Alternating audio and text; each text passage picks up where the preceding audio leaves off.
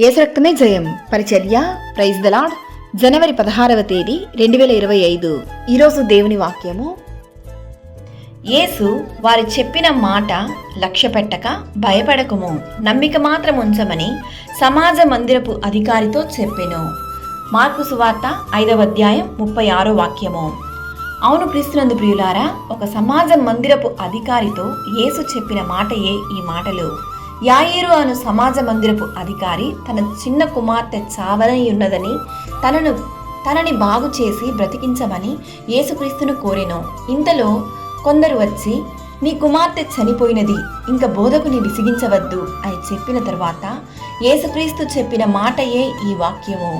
భయపడకుము, నమ్మిక మాత్రం ఉంచమని యేసుక్రీస్తు చెప్పెను. నిజమే ప్రియులారా, ఈ మాట సమాజ మందిరపు అధికారిని, మరణ వార్త చెప్పిన వారిని, చుట్టూ ఉన్న వారిని ఈ మాట ఎంతో ఆశ్చర్యపరిచెను.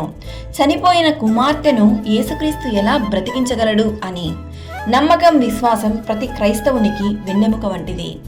దేవునిపై అపారమైన నమ్మకం పెట్టగలిగితే గొప్ప కార్యములను ఆయన మన జీవితంలో చేయగలడు.